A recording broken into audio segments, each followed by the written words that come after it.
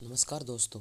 बाबू शोभाराम राजकीय कला महाविद्यालय अलवर की ऑनलाइन कक्षाओं में आपका स्वागत है। मैं सुंदर बसवाल, सहायक आचार्य, इतिहास कला संस्कृति विभाग, आज आपसे आधुनिक भारत का इतिहास में कांग्रेस में उदारवाद और गोपाल कृष्ण गोखले के योगदान पर चर्चा करूंगा। दोस्तों, हमने पिछली कक्षा में उदारवाद के कारणों पर दृष्टिपात किया था और भारतीय राष्ट्रीय कांग्रेस के बारे में हमने आपको जानकारी दी थी। भारतीय राष्ट्रीय कांग्रेस की स्थापना 28 दिसंबर 1885 को हुई थी और ये एलन एक्टोरियन होम, एक अंग्रेज अधिकारी के सदप्रयासों से संभव हुआ था। ये सेफ्टी वॉल्व के भूमिका के रूप में कांग्रेस की स्थापना हुई थी और व्योमेश चंद्र बनर्जी इसके प्रथम अध्यक्ष बुलाए गए थे। मुंबई में इसका पहला अधिवेशन हुआ गोकुलदास तेजपाल संस्कृत भवन में और 1885 से 1905 का जो काल है, इस प्रथम काल को कांग्रेस के इतिहास में सुधारवादी काल कहा गया है। इस काल में कांग्रेस का लक्ष्य देश में वैधानिक सुधार लाना ही था, इसलिए इस काल को उदारवादी युग कहा जाता है। इन 20 वर्षों के कार्य का संचालन उदारवादियों के हाथ में ही रहा। उदारवादी नेता ब्रिटिश सरकार से कोई संघर्ष मोल लेना नहीं चाहते थे। वे सरकार के सहयोग व उससे प्रार्थना और अनुरोध करके ही अपने उद्देश्य की प्राप्ति करना चाहते थे। उदारवादी ब्रिटिश सरकार के समर्थक एवं प्रशंसक थे। वे ब्रिटिश शासन को भारतीयों के लिए एक वरदान मानते थे, अतः ब्रिटिश सरकार के स्थायित्व से ही वे भारत का कल्याण समझते थे। इस प्रकार के विचार भारतीय राष्ट्रीय कांग्रेस के प्रथम अधिवेशन से ही स्पष्ट हो गए थे। इस काल में 1885 से 1905 के काल में दादा भाई नौरोजी, फिरोज शाह मेहता, गोपाल कृष्ण गोखले प्रमुख नेताओं में थे। इनमें गोपाल कृष्ण गोखले की भूमिका सबसे महत्वपूर्ण रही। आइए हम जानते हैं गोपाल कृष्ण गोखले 1886 से 1915 के बीच में उनका क्या योगदान रहा।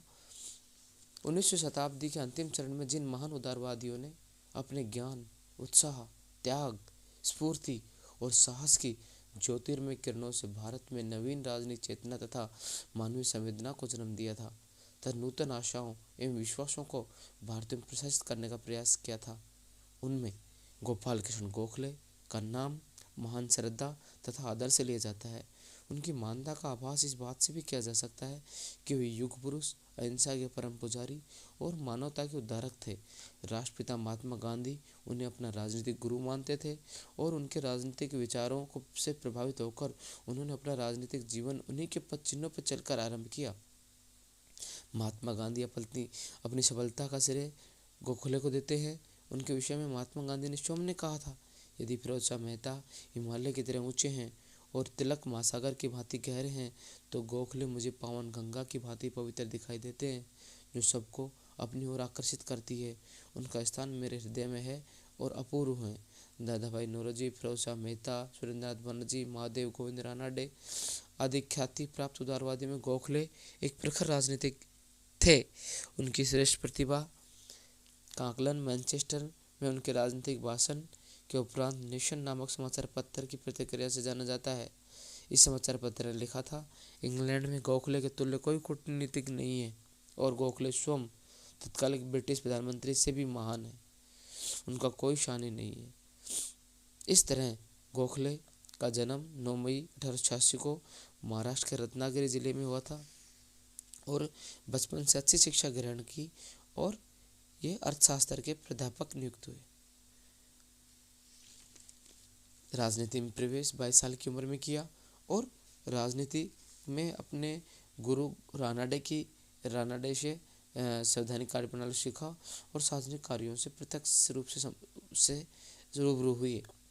गोखले ने इंग्लैंड की यात्रा की, अंग्रेजों से संपर्क किया, उनको जाना, उनकी नीतियों को जाना, उनको समझा। गोखले राजनीतिक के रूप में गवर्नर की कार्यकारिणी, विधायी परिषद के सदस्य चुने गए और अंदर से इन गवर्नर की कार्यप्रणाली को समझा और 1905 में बनारस कांग्रेस अधिवेशन में गोखले को कांग्रेस का अध्यक्ष बनाया गया। इस तरह गोखले ने कांग्रेस के पूरी कार्यप्रणाली को और अंग्रेजों को पूरी तरह समझ करके और उन्होंने उदारवादी नीति का अपना वो किया। उन्होंने प्रार्थना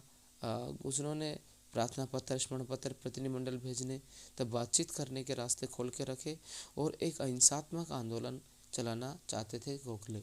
यही उनका तरीका था। वो उनकी स्वदेशी बहिष्कार तरह की कोई हिंसा की नीति नहीं अपनाई उन्होंने। वो ब्रिटिश शासन में निष्ठा रखते थे और उन्होंने ब्रिटिश न्याय पर पूरा भरोसा था। इस तरह गोखले एक सच्चे उदारवादी नेता थे। उन्होंने ब्रिटिश राजभक्ति को माना और निरंतर प्रशासन सुधारों के लिए अंग्रेजों पर दबाव बनाते रहे।